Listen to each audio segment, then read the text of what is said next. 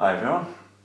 So last week I did a video which was all about my right hand technique. It was all about finger picking, fast finger picking. One of the exercises, the very last exercise I did, was an arpeggio, and from the point of view of the video I was fine with it because it did show my right hand technique and you could see what I was doing, but actually from the point of view of string control it just wasn't sharp enough. The strings were blending together too much. I wasn't in control of my string damping. So I decided I needed to do something about it. And this is a problem that anyone faces who plays arpeggios, who does sweep picking. You need to apply these same techniques as well. So I thought this would be a good subject for a video, and it's a real subject. It's a problem that I've been addressing over the last week. So I thought, why not make a video on it? So let's start by showing you a clip from last week's video so you can see what I mean.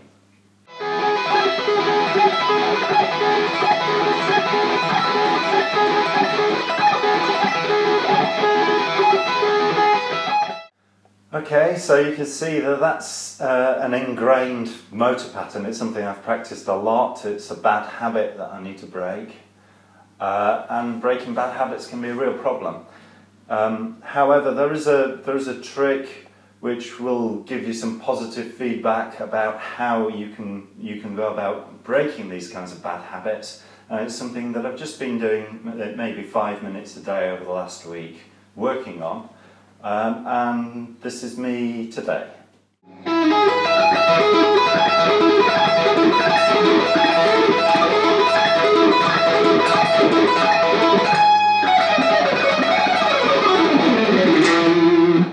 So hopefully you can hear the difference. As I say, this is an approach. I've talked about it before when I've talked about arpeggios. But it's just a way of practicing the string damping and making that a positive part of your practice as much as learning the arpeggio itself. And by that, what I mean is there's really two parts to it. There's firstly how you go about damping the string, because playing an arpeggio is probably more about how do you stop the note than how do you play it in the first place. There are a few ways of doing this. What I was doing in the first video was lifting my fingers. But the problem with that is often the string can vibrate straight afterwards, and that just contributes to the general string noise of the arpeggio. And you see people putting, hair ties and things down in the lower part of the neck to try and control this. The other thing you can do though is to apply some positive string damping to the string all the time by varying your left hand technique. What I mean by that is you can change how you fret the note in such a way that your finger is in continual contact with the strings around it. So for example, if I play that low E, I've got my finger at an angle and it's touching the G string. And so the G is deadened. Similarly, when I put my second finger down for that G sharp, it's actually in contact with the D and with the B string as well. So not only am I playing the note, but I'm damping the strings around it. Same with the B note there. When I play the B, I'm in contact with the G string and in contact with the E string as well. Now, there's an additional problem around the 12th fret, which is because you're right on top of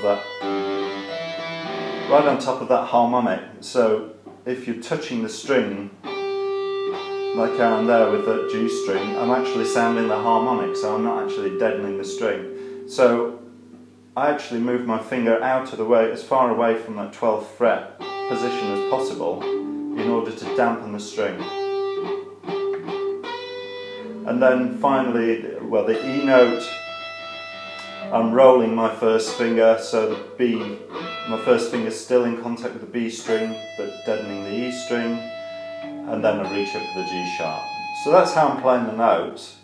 But the way I practice this is not to just practice the arpeggio, but to actually play both the string that I want to play, in this case it's the E, and the G at the same time. So I'm playing both notes simultaneously, but I only hear the E. And by doing that, I know that my finger's in the right position, because if it was in the wrong place, I'd hear that kind of thing. Similarly, when I'm playing the G, I'm playing both the D string, so the note that I've come from, and the G sharp. So again, I'm playing both strings, but only one is sounding out. So I know my finger's in about the right place. And then on the B, I'm doing the same thing.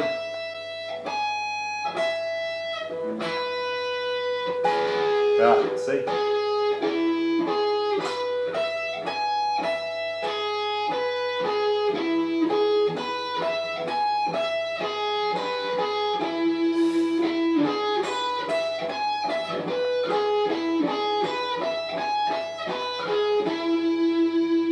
And that's it. It's just something that you can work on, just like I say, just for 5 minutes a day. But what it does is gives you that positive feedback straight away that your finger's in the right place or in the wrong place. And with that, you very quickly learn the right place to put your fingers in order to dampen the strings. And that's what I've been doing this week. So hopefully that was useful for you. Give it a go. As I say, it's just as applicable to sweep picking as it is to this weird fingerstyle stuff that I do. So it's useful for anyone. It's definitely a trick that I would recommend people try in order to clean up their playing. Okay, I'll see you next time. Goodbye.